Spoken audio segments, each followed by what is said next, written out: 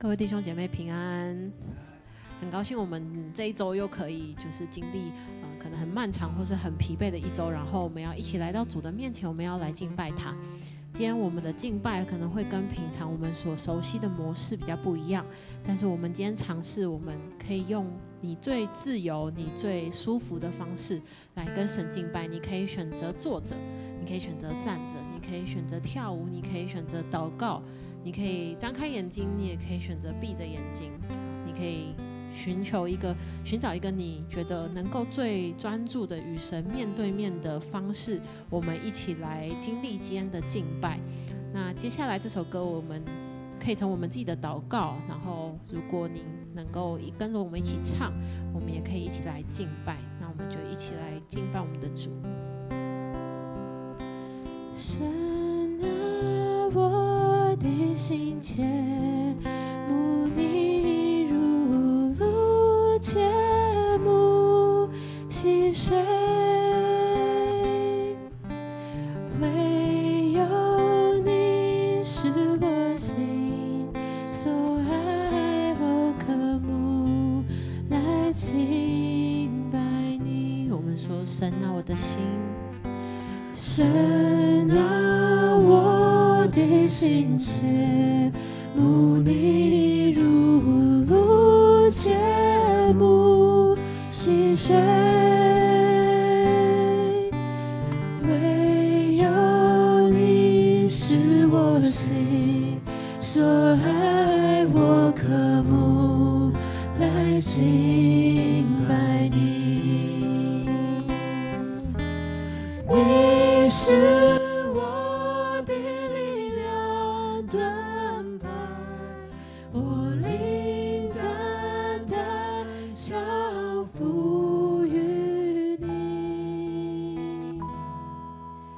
唯有你是我心所爱，我渴慕来敬拜你。从头再来唱一次，我们要说主啊，我们渴慕你。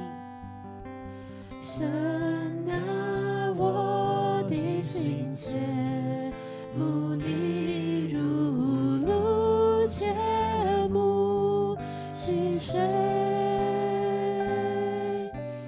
唯有你是我心所爱，我渴慕来敬拜你。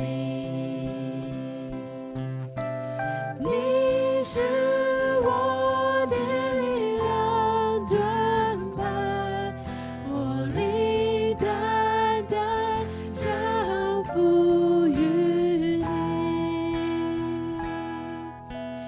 唯有你是我心所爱，我渴慕来敬拜你。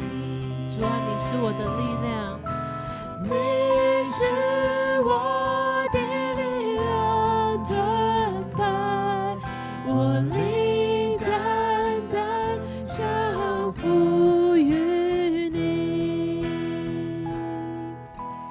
唯有你是我心所爱，我渴慕来敬拜你。神啊，我的心，神啊，我的心切慕你如露切慕溪水，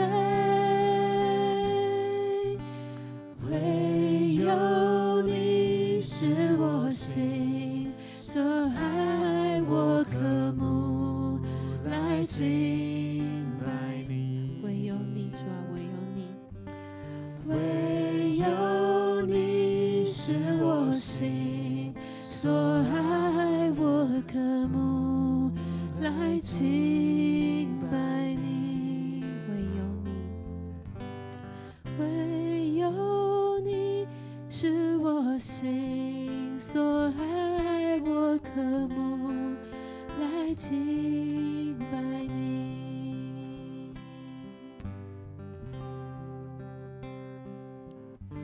这是我的祷告，愿我生命单单归荣耀给你，耶稣。这是我的呼求，每天都更爱你，永不失去记住爱你的心。让我们继续来到主的面前，我们要继续来敬拜他。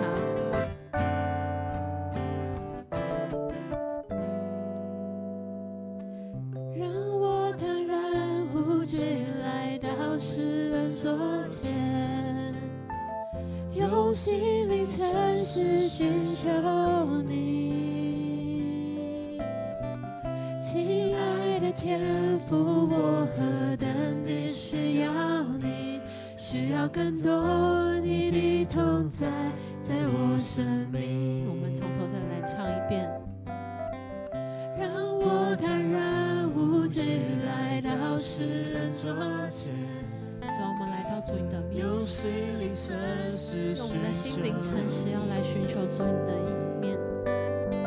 亲爱的天父，我何等地需要你，需要更多你的同在，在我生命每一天，每一天，我需要你，你话语如甘霖，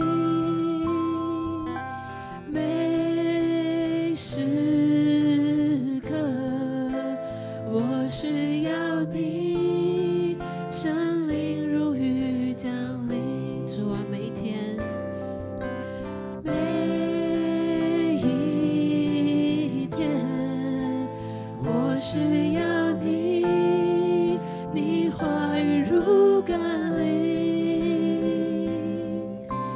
每时刻，我需要你，圣灵如雨降临。这是我的祷告，愿我生命单单归荣耀给你，耶稣。这是我的呼求，每天都更爱你，永不失去记住爱你的心。这是我的祷告。这是我的祷告，愿我生命单单归荣耀给你，耶稣。这是我的呼求，每天都更爱你，永不失去记住爱你的心。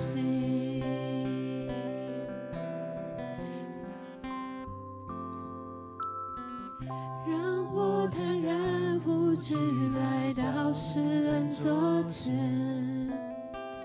用心灵诚实寻求你。亲爱的天父，我何等地需要你，需要更多你的同在，在我生命。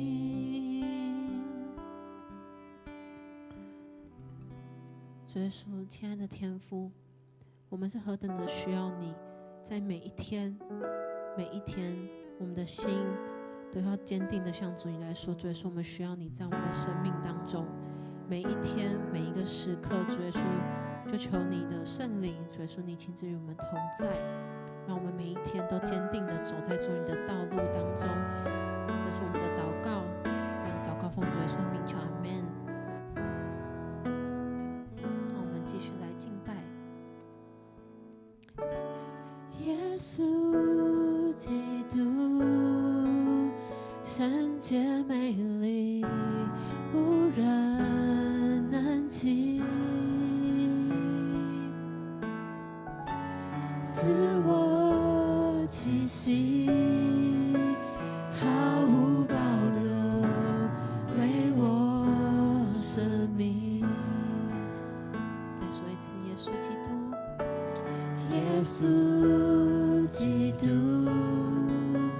圣洁美丽，无人能及。自我气息，毫无保留，为我生命。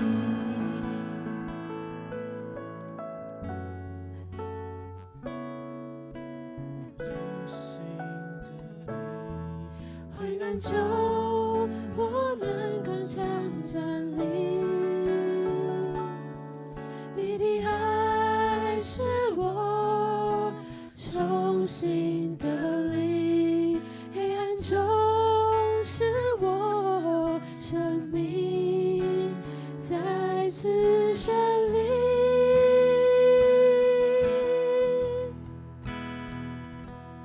我心坚定于你，眼目专注于你，风浪之中有你同行，不畏惧。我心坚定于你，我灵降服于你，在你怀中平静安稳，我必得安息。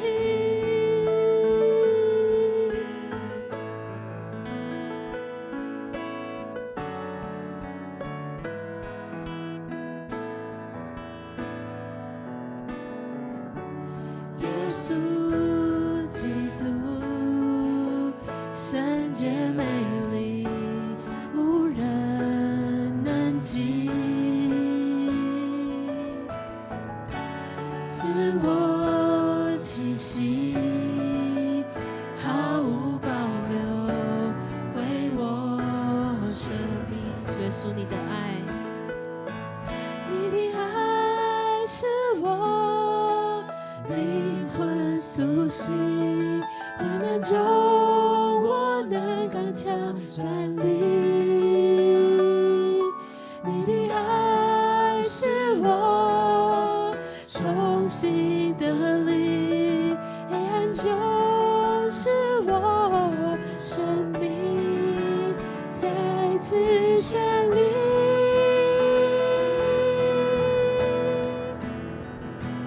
我心坚定于你，眼目专注于你，风浪之中有你同行，不畏惧。我心坚定于你，我灵降服于你，在你怀中平静安稳，我必得安息。我心坚定于你，眼目专注。我们一起举手来敬拜。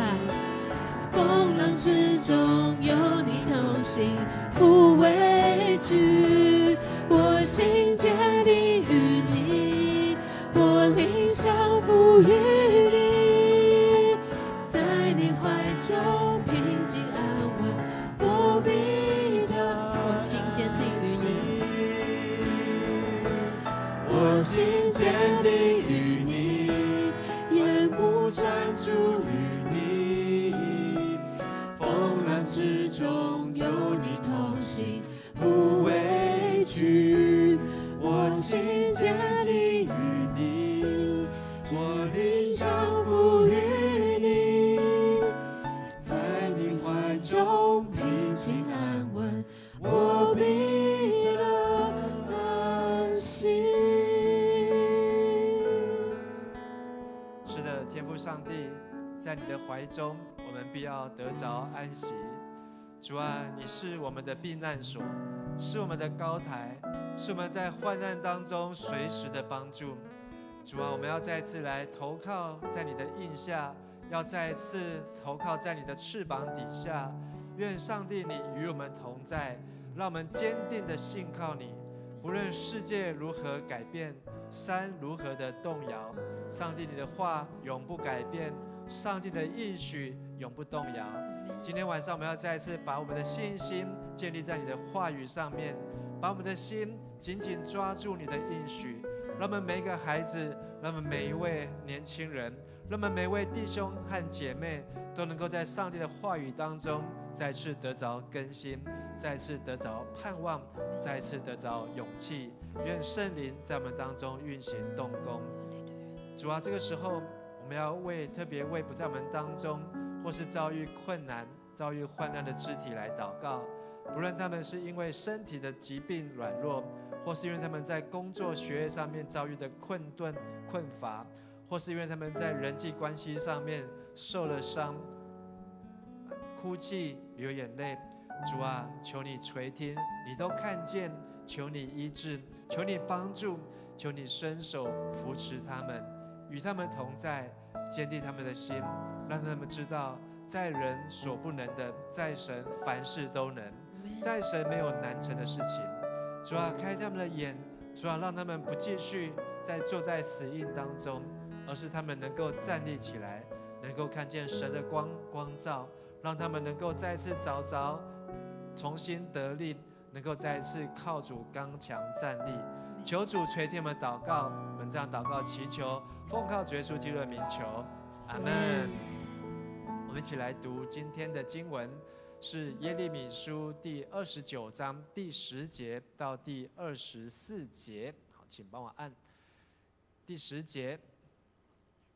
耶和华我们如此说：为巴比伦所定的70年满了以后，我要向你们成就我的恩言，使你们扔回此地。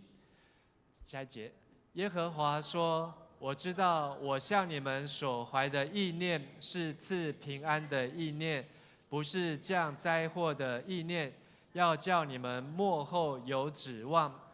你们要呼求我，祷告我，我就应允你们。13节，你们寻求我，若专心寻求我，就必寻见。第14节，耶和华说：我必被你们寻见，我也必使你们被掳的人归回，将你们从各国中和我所赶你们到的各处招聚了来，又将你们带回我使你们被掳掠离开的地方。这是耶和华说的。弟兄姐妹，大家平安。平安。好，我们已经有2个礼拜没有在这里聚会啊，但是上个礼拜是在真理大学的退休会。好，那我们有20几位的青年同工，好，在真理大学当中，好，一起参与退休会。好，特别能够在淡水这个充满上帝祝福的地方。然后在上个主日，跑掉。在上个主日呢，也是教会庆祝59周年的这个感恩礼拜啊。好，所以刚才我们看到这张照片，好，又跑掉。好，是大家在真理大学的花园广场，好，前面拍的照片。好，那上一个礼拜呢，好，我们从周报的统计人数呢，现场有560人。好，那在线上看直播的也有20人啊。好，所以有将近580人，好，一起在那边敬拜上帝。要拍这个照片呢，好，的确是不简单哦。好，那而且呢，这个要动员很多的力量，而且要把大家好能够汇合在那地方。好，但是很感谢我们教会的青年啊，能够提前2天好就抵达真理大学。好，而且呢，能够在那里有一个退休会，那也成为教会这次的纪念很好的同工和帮助啊。好，那本来想要拍的是这张照片，好，但是在礼拜当中呢，就有立煌兄跑来建议说，好，我们也可以在礼拜堂当中拍一张大合照。好，所以呢，牧师马上就把牧师的讲道呢缩短10分钟，好，只讲了15分钟，好，然后呢留下这张大合照的照片哦，好，所以这个是在真理大学礼拜堂当中，好，我们拍的这个大合照。那这张照片呢，好，可能下一次再去的时候，大概又要在10年以后。想一想，10年以后呢，好，你可能已经当了爸爸或是妈妈，或是10年以后呢，好，你可能已经不是现在的你，好，可能10年以后呢，你已经成为教会的执事，或是成为教会的长老，成为教会的区长，或是10年以后呢，你已经不是在桃园，在某个地方，或是在某个国家，但是呢，我们能够在曾经有一个时刻，曾经能够有一个时间，好，是大家聚集在一起，好，真的是要感谢上帝啊。好，所以盼望呢，我们都能够在上帝的家中，好，能够成为肢体，能够成为一体。好，那也愿上帝祝福迦南教会，从59周年好进入60周年当中呢，好能够看见上帝在前面带领道路。今天牧师要继续透过耶利米书好的第5讲，好来分享无法发呆的时刻。不晓得大家一天要发呆几次呢？好几次哦。好，你知道有发呆比赛吗？有发呆比赛，有没有参加过发呆比赛？好，发呆比赛的规则就是90分钟，90分钟里面呢不能笑。好，第一个不能笑，第二个90分钟里面不能睡着，然后90分钟呢你不能做其他的事情。好，不能笑，不能睡，不能做其他事情。好，然后呢90分钟好坚持完成的就有奖金哦。好。那这个已经好连续好几年，好，今年呢，这变成国际发呆比赛哦，好，今年呢是办在香港哦，好，所以那个面部表情呢，还有人故意敷脸哦，好，就是为了不要笑，好，然后呢就是在那边放空啊，有没有想要参加这种比赛？有人摇头，有人点头，这个有人很喜欢放空啊，好，很喜欢发呆，好，但是对那个没有办法放空、没有办法发呆的人，好，这个90分钟可能很难受。但是在圣经当中呢，我们从耶利米书看到，上帝也有让人放空的时候啊。犹大人，好，犹大这个国家呢，就被上帝放空、发呆，而且一发呆要发呆多久？70年哦，70年。上帝呢，透过先知耶利米给他们一个信息，好，他们要被掳70年。在这70年当中呢，他们不能在自己的家，不能在自己的家园，好，没有办法笑，没有办法睡，没有办法做任何的事情，他们就成为巴比伦帝国的俘虏，在那边70年。但是70年，上帝给他们应许，他们要归回故土。有很多的人就相信接受，但是大部分人都不相信不接受，哪有可能这种事情？好，甚至呢，除了耶利米之外，还有其他的先知也跳出来。好，耶利米告诉他们说：“你们就要像这个牛身上背负的轭一样，要被带到巴比伦去。”好，但是呢，就有其他先知跳出来说：“没有，上帝没有要让我们背这个轭。”好，他还把耶利米身上的那个牛的轭呢，担子把它抢下来，和把它摔在地上，把它摔碎哦。但是呢，上帝却更坚定的说：“你们既然不要这个木头的轭，上帝叫耶利米告诉众人说，上帝要给你们改成一个铁所做的、金属做的轭，更重的轭。而上帝要让你们被掳流亡到巴比伦，要在那边待满70年才能回来。”巴比伦是一个什么地方呢？其实巴比伦是一个两河流域，是一个非常丰饶富庶的地方。过去曾经呢，在巴比伦被叫做巴别，所以他们在那边盖了一个塔，叫做什么塔？巴别塔。好，因为那里的人呢，可能过着生活呢，好，觉得过的生活很平顺，好，过的生活很得意，他们想要人定胜天，好，他们想要到天上去，好，能够看一看天上的神在做什么。但是上帝也从那个地方呢，就拆散了巴别塔，甚至还变乱人的口音，让人分散到世界各地去。而如今呢，如今并没有巴别塔这地方，甚至连巴比伦，你要去找巴比伦的遗迹都没有。好，所以在历史的记载上面，好，巴比伦好曾经有世界7大奇景，有那个空中花园，还有这个巴比伦国王所新建起来的，好，不论是山啊、河啊、湖啊。好，都能够在那地方。好，今天去的话是一个不毛之地啊，连树都看不到。但是呢，在那个时代，耶利米时代的巴比伦呢，好，可能是当时世界非常蒙福的地方。就好像今天我们去到那个以色列去参观那个沿海死海，你看到那个死海也是个不毛之地，却没有人能够想象，在亚伯拉罕的时代，所多玛、俄摩拉，好，是一个清脆的地方，是一个罗得抢着要去的地方。巴比伦人他们没有听上帝的话，被掳去巴比伦，在那边流亡发呆70年。但是没有听上帝的话呢，比这个更惨，连发呆的机会都没有。他们就死在战争，死在饥荒，死在瘟疫当中。而这个故事看起来离我们很远，其实呢，在牧师在读这段圣经的时候呢，就有一个联想。这个联想不是只有在这一次，好，之前在读耶利米书的时候，就一直深深联想这段经文，就好像在讲我们台湾人的命运啊。10月25号是什么节？台湾光复节哦。好，那这个接下来这个礼拜就是10月25号。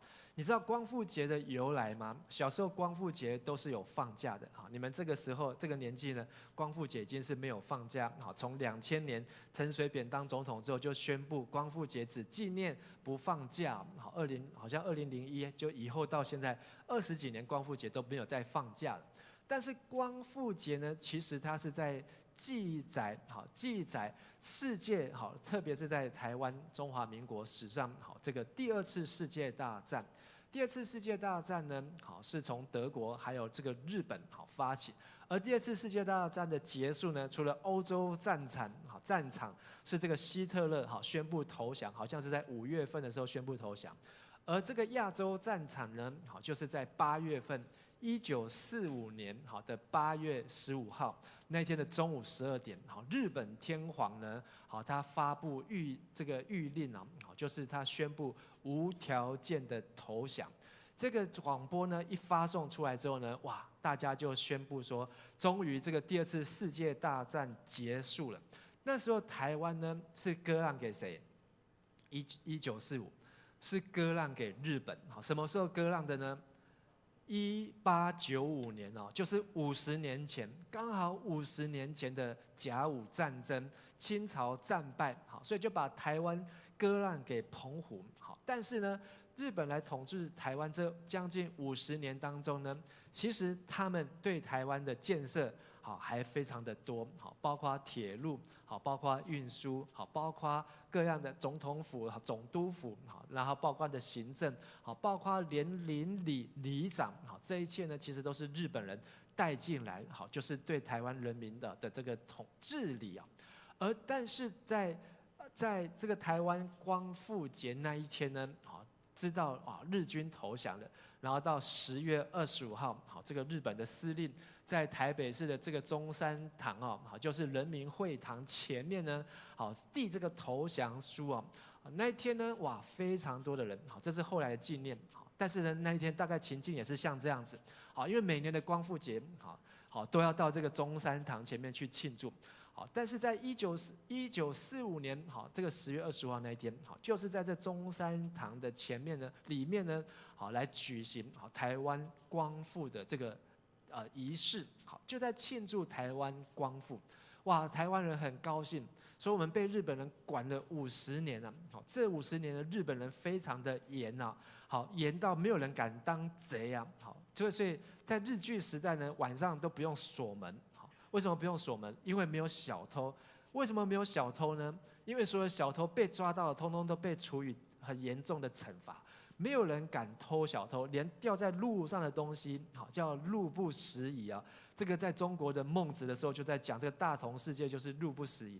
可是，在日本统治台湾真的发生，好，连掉在路上的东西都不会有人去偷，好，是一个非常清楚的法治国家，好，所以日本非常守法。而且他还把这样的法彻底的在台湾来推行。但是那时候台湾人民非常期待的祖国，就是中华民国。中华民国终于要来接收台湾、接管台湾，我们可以重新回到祖国的怀抱。所以那时候有一个非常有名的叫林茂生，是一个台大的教授，他就在中山堂好发表发表文章，而且还说哇，他要回到祖国的怀抱当中。但是呢，那是1945年。但是在1945年，好，中华民国的政府那时候还设在南京，然后呢就派人好来到台湾，叫台湾省的行政长官，然后就来管理台湾。可是来管理台湾呢，不到2年的时间呢，好，这2年的时间呢，台湾人觉得怎么比日本人管得还糟糕？好，这个糟糕不是比日本人还严，而是非常的没有纪律。非常的松散，好，甚至呢，这些连军队从对岸来的军队，好，他们都带头抢劫这个人民的东西，然后在路上随地大小便，好，甚至呢还去强暴良家妇女，很多不守法，连军人都不守法，所以台湾人对这个中华民国政府要来接管台湾这件事情呢，非常的难以接受，非常难以置信，但是也不想要回到日本人的统治当中。所以在这段时期呢，其实前面这个世界大战呢，就是从1937到最后1945，是这个8年抗战的时间，到1945年，这个日本人投降。但是在这8年抗战的时候呢，共产党他呢，却是在暗地的扶植自己啊，所以他们有一个名言说什么？1分抗日，然后呢，2分准备。3分准备，然后呢，7分什么？壮大自己。他们在暗地的壮大自己。那时候共产党呢，被国民党打压到最底层的时候呢，共产党大概只剩下3万多人，而这个国民党呢，的国军有100多万人，有100多万人。可是呢，却是在这个抗日战争结束之后，这个国民党的整个势力呢，被用耗尽了，而这个共产党呢，却不断的壮大自己，所以他从3万、5万、10万、50万、100万，到最后500多万人。所以在1945到1946年呢，打完8年抗战的这个国民党呢，已经根本没有办法去应付那个已经7分壮大自己的共产党啊，所以以至于呢，在1946年到1949年，这是国共内战。刚才讲到台湾是在哪一年光复？1945。所以台湾一方面在庆祝光复的时候呢，可是他的祖国，他的国民政府呢，却在中国呢节节败退啊，节节败退。他已经快要被共产党给吃掉了。但也是在这个光复不到2年的时间，1945年10月25号光复节，却在1947年的2月27日这张照片，在你们的国中课本都有这张照片。但是在我的国中时代完全没有这个照片，高中也没有，大学也没有。第一次听到228的故事是我在读神学院的时候才听到啊。身为一个台湾人，我从来没有听过有台湾有这个228的事情。但是今天你们在国中课本都已经可以看到这样的记载，而这个228事件的发生呢，却是更显出台湾人好像被放空了。台湾人好像被抛弃了，把台湾当成一个不重要的地方，因为国民党自身难保。那时候台湾讯息不流畅，没有像今天，我们可以马上知道台湾头到台湾尾发生事情，我们没有办法马上知道在中国大陆对岸我们的祖国国民政府到底在发生什么事情。但是呢，却在1949年的时候呢，整个台湾的经济不仅在台湾连在中国也是一样，台湾的经济、中国的经济非常的糟糕。所以呢，那时候呢，这张图呢，上面有价格，说那时候鸡蛋在1946年6月的时候，对不起，1946年的时候，鸡蛋1颗是3.5块台币，到就是光复之后。但是到1949年呢，鸡蛋1颗要多少台币？2800块台币。猪肉从1斤72块变成猪肉1斤2万块，而蓬莱米稻米1斤12.3，到后来1斤79000块哦。而那个最小罐的克林奶粉1罐要多少钱？28万，28万。所以那时候呢，整个这个通膨的非常的厉害哦。所以在1949年的6月，就是推动新台币。现在我们拿到的台币叫做新台币，现在照片上面看到的是旧台币，所以新台币是用4万块来换1万块。而在那段期间呢，中华民国政府也开始流亡啊。从1945到1949年这3年的当中，从南京退到广州，又从广州退到重庆，再从重庆去到成都，再从成都到康定到昆明，最后没有地方可以去，这个整个中国被赤化，红色一直缩小把这个范围缩小，最后在1949年，民国38年，中华民国政府来到台湾啊。来到台湾，中华民国政府对台湾的看法是什么？说我们要反攻大陆，好，我们要打倒共匪，好，所以台湾是复兴的基地，好，是民主的跳板，好，这都是我小时候好走在路上墙上好看到的，好，小心匪谍，人人有责，好，今天你们大家都看不到，好，但是就是在这样的环境当中，在我小时候还有这样的印象当中，但是我要讲的是，中华民国政府来到台湾，他的心呢思思念念还在想着中国大陆这块地方，他却没有像日本人一样要把台湾这块地方好好的发展。所以那时候的总统蒋介石，他满脑子想的就是要怎么样在台湾能够打回去反攻大陆。但是呢，他一直到后来知道回不去了，他也不愿意承认，一直到他死了之后，一直到他的儿子叫做什么国？蒋经国的时候，他才开始认真的要推动建设台湾，才开始发展10大建设。回到我们今天读的耶利米书，也看到犹大人、犹大国，这个被灭国的人民，他们也曾经有这样子的天人交战，他们被掳到巴比伦那个地方去，他们是别人的俘虏，他们在别人的国家，寄住在别人的屋檐之下。他们要过什么样的日子呢？他们还没有想通。可是呢，今天我们读的耶利米书29章第1节，上帝就告诉耶利米说：“我写一封信给那些从耶路撒冷被尼布甲尼撒王，就是巴比伦王掳到巴比伦的谁呢？祭司、先知、长老，还有其他的人。那时候已经被掳了2批的人，被掳到巴比伦去了。”但是那时候被掳2批之后呢，在耶路撒冷还有一批人认为说，不会再来了，2次已经够多了，上帝要拯救我们，一定会拯救我们。但是上帝告诉耶利米，还没有，更惨的还在后面。但是呢，上帝透过耶利米写了一封信，这封信真的送到巴比伦人的祭司，这些都是犹太人，先知、长老还有其他人的手中，包括但以理，包括先知以西结。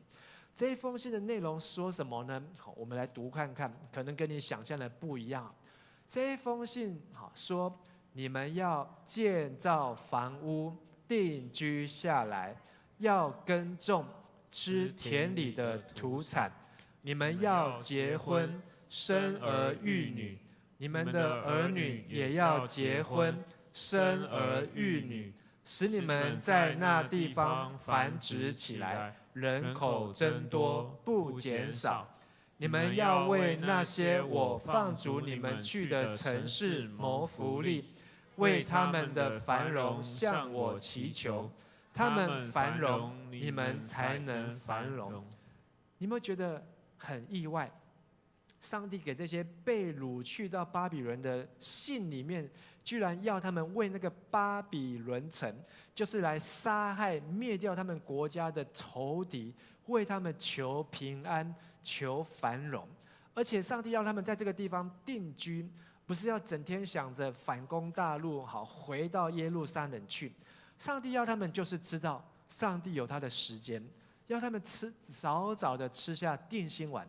上帝把你带来这个地方，就是有他的计划旨意，而你们这边所要做的呢，就是好好的建造房子，定居下来，耕种好，然后种东西，吃田里所出的土产，而且要娶妻生子，养儿育女，而且让你们能够儿子儿女也要结婚娶妻生子，意思就是说这一批人自己要当阿公阿嬷，让你们能够在那个地方壮大繁殖，人口要更多，不能减少。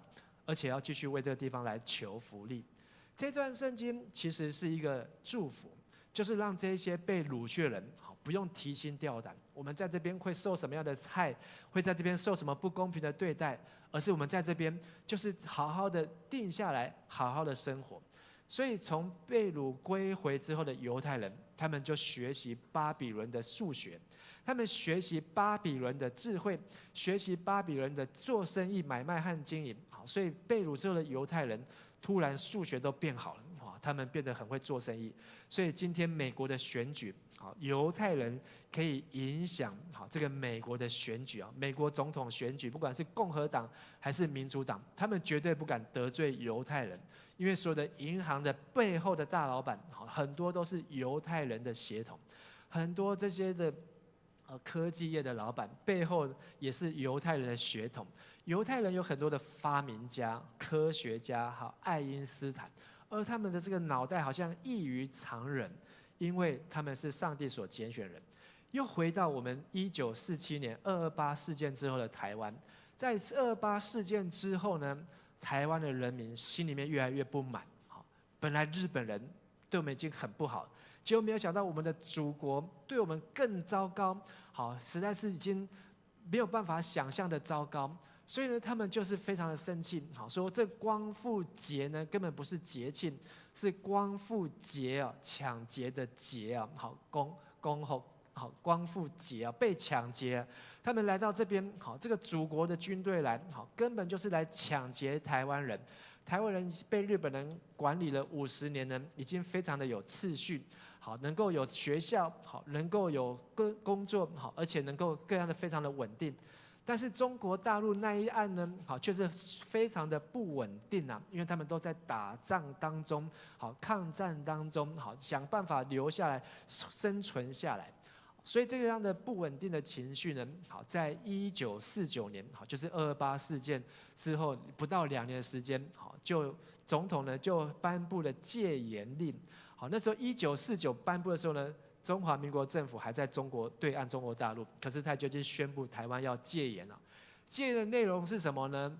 停止集会、结社、游行、请愿，取缔言论、讲学、报章、杂志、图书。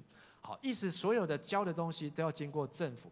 如果是讲自己的话，自己发表自己的言论，对政府不利的，通通都要取缔。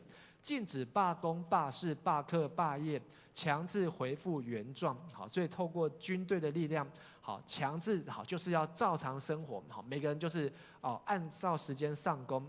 然后呢，这表示说之前可以，之后却不行，戒严之后不行。第三，政府得拆阅、扣留或没收邮信电报，你的手机就要乖乖交出来，你的赖账号密码通通要交出来。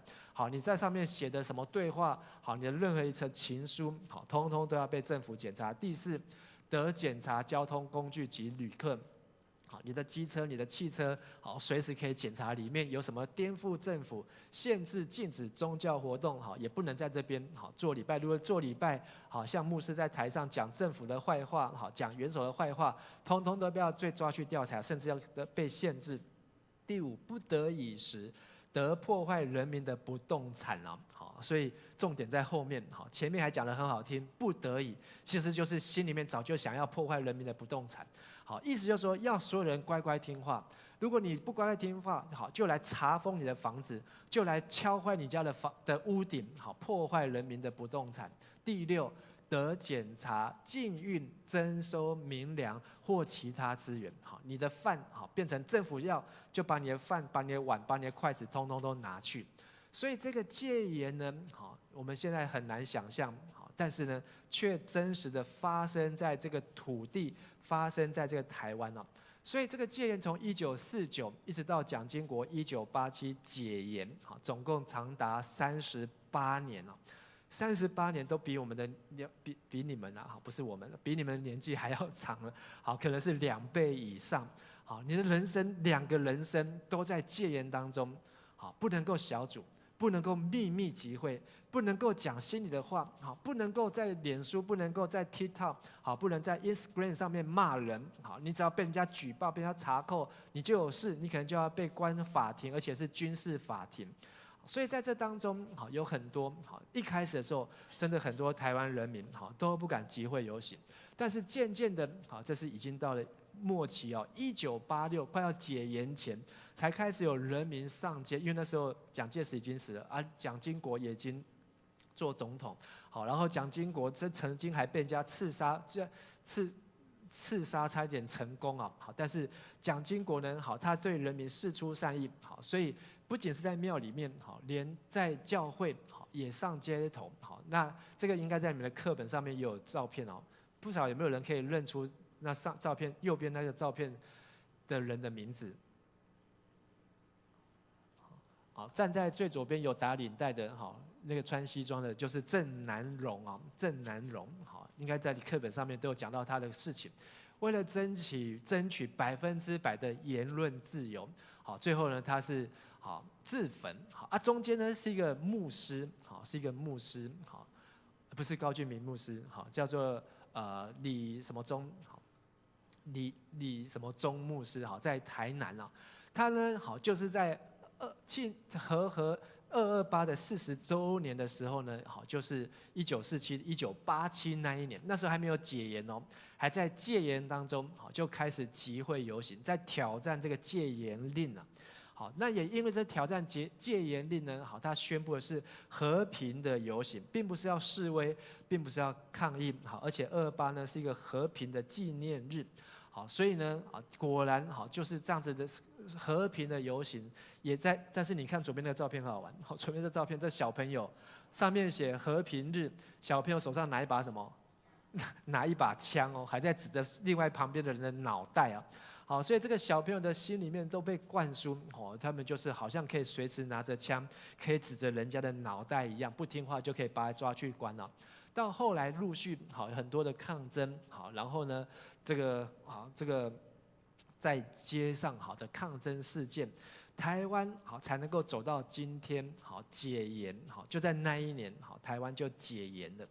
所以这一切好回过头来看，当时的国民政府如果再有机会好好来到台湾，好，他在1949年好第一天撤退台湾，甚至在更早一点，1945年光复节。接收台湾的时刻，他就把台湾人当成人，把台湾这个土地当成是自己的土地，好好的开发，好好的经营，好好的管理。好，或许台湾人跟外省人、中国人的情结仇恨就不会这么样的高。好，但是一切呢都已经发生了。好，让本省人、外省人、台湾人、中国大陆来的人，好，那个仇恨对立呢是非常的高涨。而那一封耶利米的信，其实后面还没有讲完。那一封信后面的重点是什么？除了前面说你们要在那地方安居乐业，定下心，不要再东想西想，要反攻大陆了。那封信后面的第8节又说：好，我们一起来读：我上主万军的统帅以色列的上帝警告你们，不要被你们当中那些先知。或自吹会占卜未来的人欺骗，也不要相信他们的梦。他们假我的名欺骗你们，我并没有差派他们。我上主这样宣布了。好，当我看到这句话，我就想到一个人要出来选总统。那个人出来选总统的时候呢，他讲了一句口号：把国家还给你。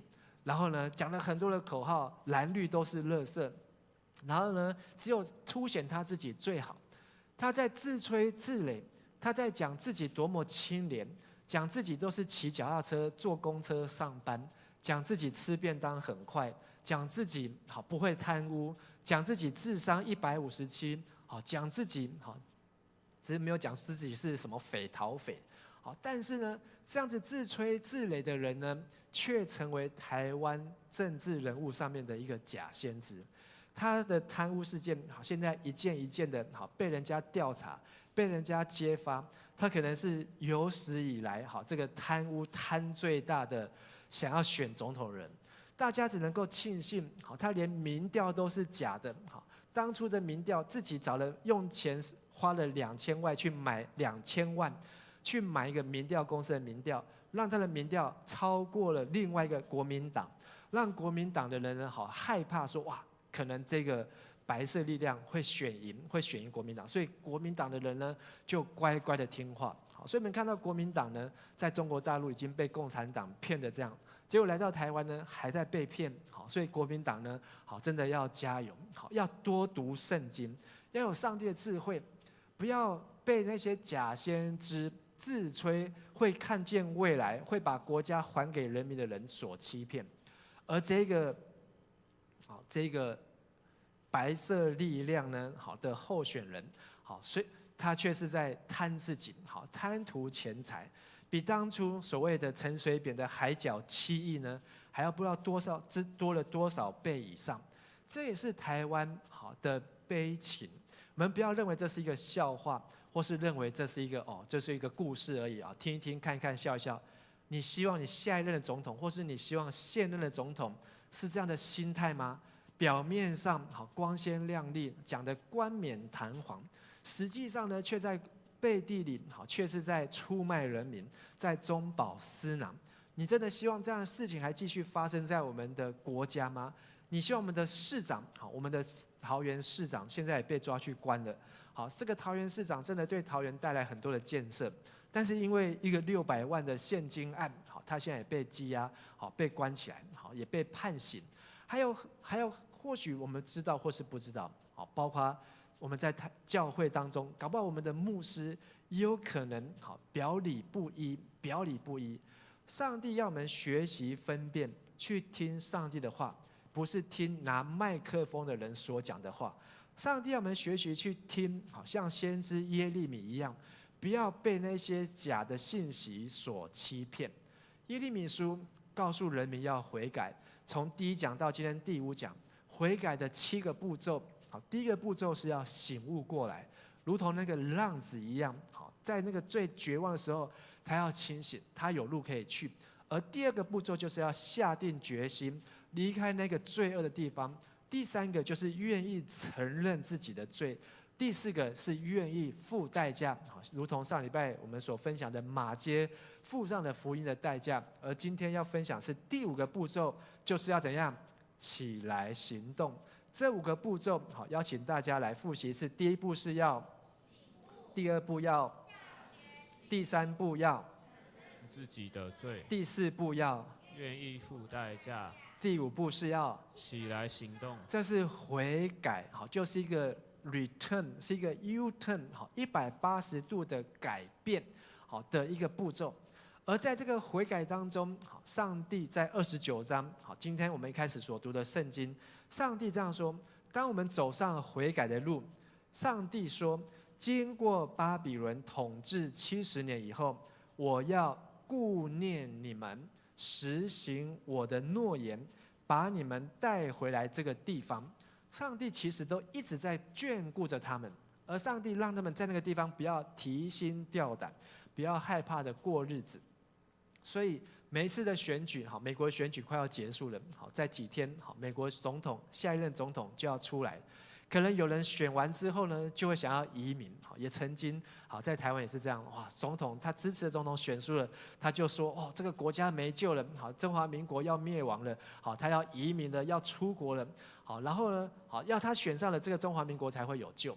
但是不论是谁担任总统，其实背后我们都要有智慧明白，这中间都有上帝的旨意，而我们所要学习的，要像是能够耶利米写的这封信，我们要能够怎么样在这个地方定居下来，心不要摇摆不定。在1995年李登辉当总统的时候，那时候中共呢就是有400枚，那时候只有400哦 ，only 哦，只有400枚。现在是2000枚以上。好，那时候400枚飞弹说对准台湾，哇，那时候台湾呢，好就是说哇，台湾要灭亡了。好，然后呢，这个中共的飞弹要打过来了。所以就开始很多人，包括连在教会当中都有这样的论调，说上帝的审判就是要借着中共，好，中国共产党，好，来审判世界，审判台湾，好，所以上帝的末日已经到了，好，这个飞弹就代表上帝的末日，所以我们就要移民，好，有的就移民去到贝里斯。有的就移民，好，说我们要去到南投的山上，好，去到埔里，好，然后去买货柜屋，就住在货柜屋里面，好，我们就要移民，好，要去到什么地方，好，很多也跑到美国去了。但是呢，最后这个事情在1995到现在已经2024，好，在明年就2025，就30年了。30年来，好，也没有发生。这30年来，反而是移民去的人，他们失去了在这个地方安居乐业的生活。所以我们要知道，我们不是因为人云亦云，听到一个消息，听到一个风声，心里面就起起伏伏，而是11节，我们一起来读：唯有我知道，我为你们安排的计划，我计划的不是灾难，而是繁荣。我要使你们有光明的前程。这是现在中文译本的翻译。上帝告诉这些被掳的人民、发呆的人民、放空的人民说：上帝早就有安排完整的计划。这个计划不是叫人活在灾难、活在提心吊胆当中，而是一个繁荣的计划，就是你们要好好的工作，好好的读书，好好的赚钱，好好的将来成为一个爸爸，将来成为一个妈妈，让你的孩子将来也能够好好的工作、读书、赚钱，将来成为一个好好的成为一个爸爸和妈妈，有光明的前程。上帝要他们领受这样的信息。亲爱的弟兄和姐妹，在教会当中，我们不是只有来敬拜，在这样教会当中，上帝要给我们的是一个光明的前程。阿们。这光明的前程不是在你活到80岁，台湾平均寿命好，男生女生加起来81岁，不是在你81岁的时候没有结婚，没有娶老婆，没有嫁人，没有生小孩，只有养狗，只有养猫，只有买一堆的房子，一堆的车子。好，你可能买了很多的保险，你可能吃了很多的buffet，但是你81岁的时候，你的人生只有剩下你自己。你觉得这是光明的前程吗？在你的人生当中，在你活到81岁的时候，你都什么都没有计划，什么都没有看见，你也没有办法把你这些的财产传给任何的人的时候，你觉得这是在上帝的计划当中吗？上帝写了这封信，告诉那些被掳发呆放空的人，告诉他们不要再发呆了，不要再放空了，不要在巴比伦那个地方继续流眼泪，然后想着整天要反攻大陆，而是过一天就活一天，今日的担子今日担起来，好好的活每一天。后面还说12到14节，我们继续来读。那时你们要呼求我，向我祷告，而我要回答你们。你们找我一定找得到，你们若一心追寻我，我保证让你们找到。上帝他们这些被掳去的人都觉得说啊，我们已经上帝不要我们了，好，上帝讨厌我们，所以上帝让我们被巴比伦修理。而且我们来到巴比伦，到处都是庙，到处都是神像，到处都是偶像，上帝根本没有办法踏入这个巴比伦一步。上帝写信告诉他们说，没有，不是，你们只要呼求。我们呼求都从哪里呼求？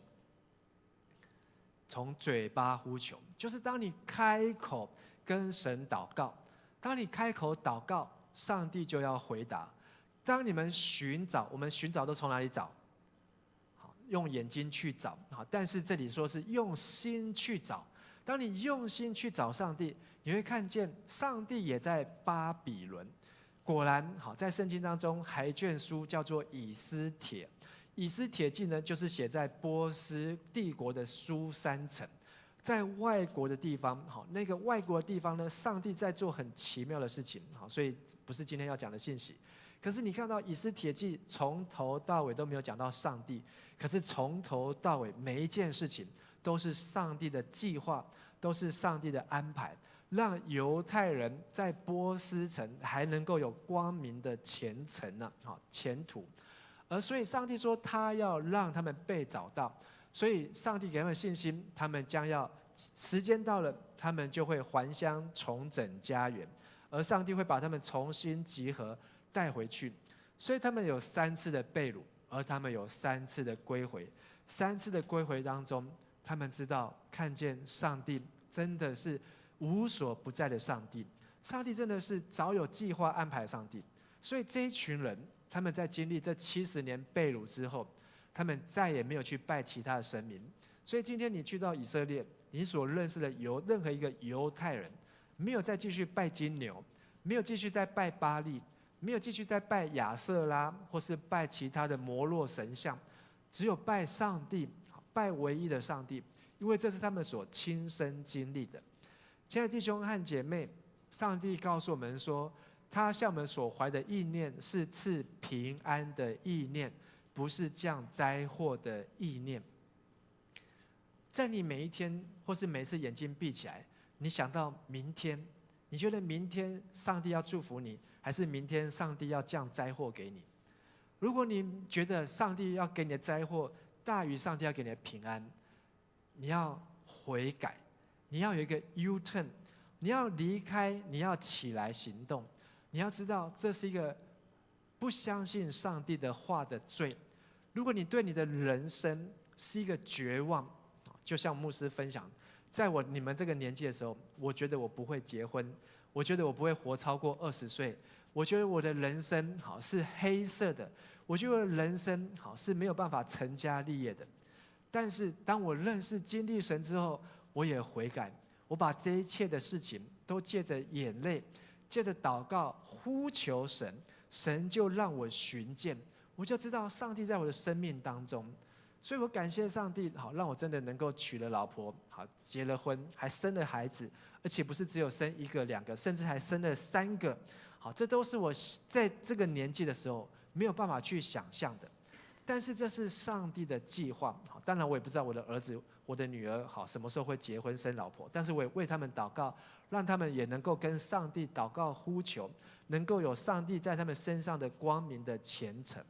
而上帝要给我们的意念是平安的意念，不是降灾祸的意念，叫我们在末后就是我们人生最后的时候还看得到指望，不会照走投无路，然后非常的绝望。有的人真的走投无路，所以眼睛一闭，心一横，就打开窗户，就从楼上跳下去。有的人走到绝望，就是去买了一堆的安眠药。有的人走到绝望，曾经也在我们教会服侍的青年，走到绝望，跑到山上躲起来，在车子里面烧炭自杀。这都是罪，都是神不喜悦的。当我们有这样子的意念的时候，我们就要赶快警醒，就要起来悔改。因为上帝给我们的应许，我们再一次来读12、13节：你们呼求我，向我祷告，我就应允你们。你们寻求我，若专心寻求，就必寻见。今天就是呼求上帝的日子。如果你知道你对你的将来没有平安，你知道你对你的下个礼拜、下个星期或是明年你没有盼望，你要在神的面前悔改起来，呼求，向神祷告，神会应允你的祷告。如果你知道你的将来是一片的黑暗，没有光明的前途，你要用心寻求上帝，你要专心寻求，上帝就会让我们寻见。我要邀请大家从座位上站立起来，我们要用这首诗歌来回应，让我们的心是坚定于神，让我们的心能够在耶稣基督面前能够保持信心，在末后有指望，在将来有盼望。求上帝除去我们心中各样的害怕、恐惧。上帝写了一封信，这一封信派2个人千里迢迢，大概是2000公里，送到巴比伦去。当他们收到这封信的时候，他们几乎快要哭出来。他们说：上帝啊，我们在这边的哭泣，我们在这边的眼泪，神你都听见。你用这段话安慰了我们，让我们知道我们在这里的一日，活在这里的一天，我们都要为主而活。同样，不论你遭遇什么样的困难，上帝也写了一封信。不仅是一封信，上帝还写了一本书，圣经，交给你，让你知道上帝要给你的意念不是降灾祸的意念，而是平安的意念。我们一起用这首诗歌来敬拜我们的神。耶稣基督，圣洁美丽，无人能及，赐我气息，毫无保留，为我舍命。耶稣基督，我们赞美你。耶稣基督，圣洁美丽，无人能及，赐我气息，毫无保留，为我舍命。你的爱使我的灵魂，你的爱使我灵魂苏醒，患难中我能刚强站立。你的爱使我重新得力，黑暗中使我生命再次绚丽。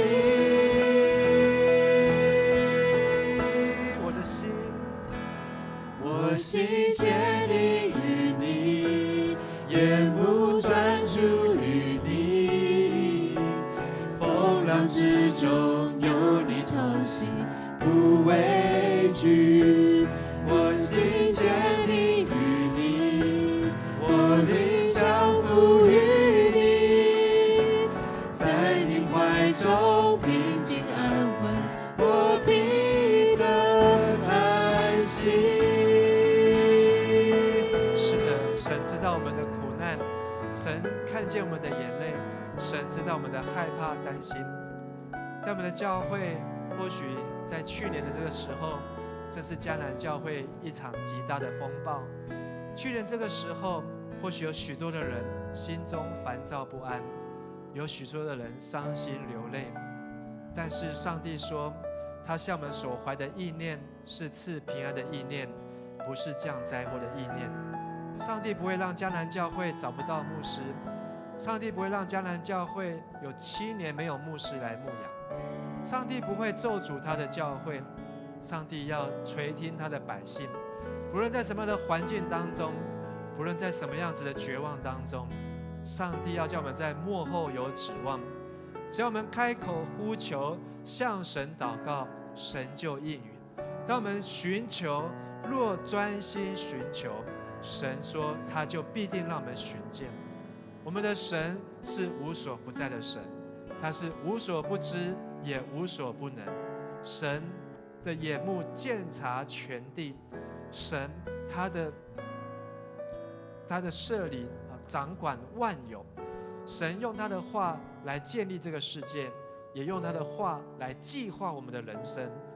亲爱的弟兄姐妹，当我们再次唱这首诗歌的时候，让我们一边祷告，也一边唱诗歌，用我们的心来呼求神，用我们的心来寻求神，把我们的一生，把我们的未来，把我们的家庭，甚至把我们的教会、社会，把我们的国家中华民国台湾交在上帝的手中，让上帝带领我们的一切。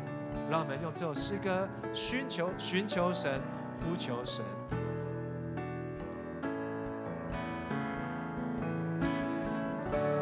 耶稣基督，圣洁美丽，无人能及。自我屈膝，毫无保留，为我舍命。你的爱是我灵魂苏醒，患难中我能刚强站立。你的爱是我掌心的力，黑暗中是我生命再次举起我们的手，将我们的生命，将我们的心交在主的手中。我心坚定于你，眼目专注于你，风浪之中有你同行，不畏惧。我心坚定于你，我灵降服于你，在你怀中平静安稳，我必得安息。我心坚定于你，眼目专注于你。是的，主告诉我们不要怕，即便风浪再大，有我与你同在。不要惊慌，不要上当，不要害怕，因为有我与你同在，你不必惊慌上胆。上上帝的话要坚定我们的信心，上帝的应许要在我们心中来成就他所要成就的事情。是的，天父上帝，我们的心要坚定于你，不论我们所遭遇的环境如何，不论我们所面对的挑战有多大，不论我们人生走到何等的绝境，就算国民党被共产党所打败，中华民国整个中国大陆都沦陷了，世界末日也还不会来到。让我们知道，我们活着的一天就是能够悔改的时刻，我们活着的一天就是能够回转向你的机会。让我们的心寻求你，让我们的口呼求你，让我们的心所领受的不是害怕恐惧，所领受的是阿爸父，你是我们的天父，是爱我们的主。谢谢主耶稣，把天父的平安放到我们的心里，让我们知道我们的人生是有指望的。你告诉我们要生养众多，要治理这地，遍满这地。你告诉我们有繁荣的日子，我们要做预备，我们要凭信心，即便薪水不高，即便找对象很困难，即便没有人喜欢我，但是上帝让我们知道我们的位分，知道我们的生命，我们不是孤儿，我们不是只有孤单一人，我们不是只有在伊甸园一个人默默工作的亚当。上帝，我们是你眼中的宝贝，你要为我们寻找合适的伴侣，你要让我们有属灵的家，你要我们建立的是神的教会，神的军队，你要我们生养的是敬虔的儿女，你要我们成为属灵的父母亲，你要我们在末后有指望，你要我们能够看见我们像是一个树栽在溪水旁，能够按照时节结出果子。你要让我们看见我们的下一代会比我们更强。你要让我们看见迦南教会下一个60年是要比前面的更加复兴。你要让我们看见迦南教会新选出来的执事长老要比以前的长老，比以前的执事更加的卖力，更加的认真。你说我们的日子如何，我们的力量就如何。让我们把握今天，让我们不要发呆，让我们不要放空，让我们人生的岁月就在发呆当中溜走，而是让我们能够积极抓住上帝的应许，让我们能够成为上帝所拣选的器皿，让我们能够领受亚伯拉罕的祝福。谢谢主给我们有这么多丰富的应许，帮助我们能够凭信心来领受，抓住这些的应许，让我们的心再次坚定于你。垂听我们的祷告，奉主耶稣的名求，阿们。弟兄姐妹请坐。我们这时候要奉献，让我们预备我们的奉献来献到主的面前。奉献是基督徒感恩的表现，是一种感动，回应神的恩典，也是一种行动。我们要将我们的奉献为主圣工所用。我们今天要用一首新的奉献诗歌来敬拜我们的神，要将我们的经营以及我们的敬拜献在主的面前。向亚伯拉罕献上以撒，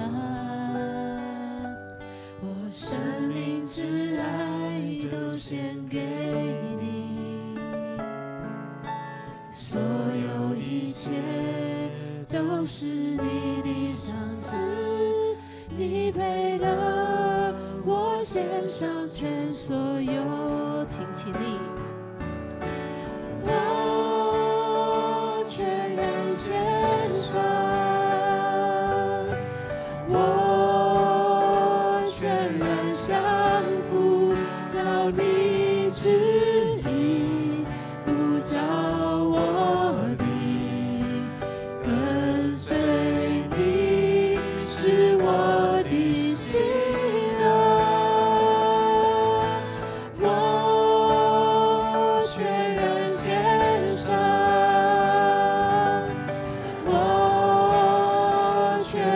降服在每一天，每个选择。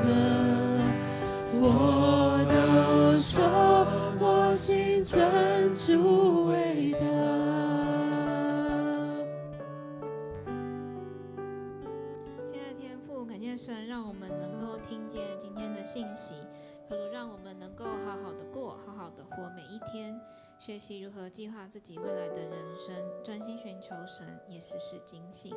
因为主，你也要让我们的生命繁荣，有光明的前程。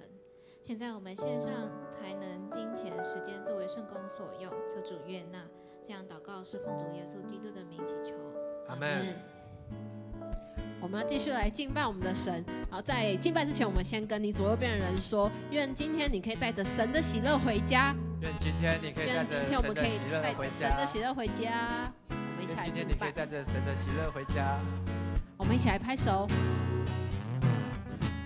让他的喜乐充满你，渗透每一个呼吸。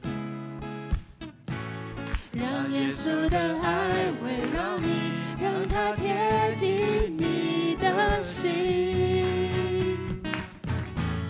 让我的心单纯向你，此刻我只属于你。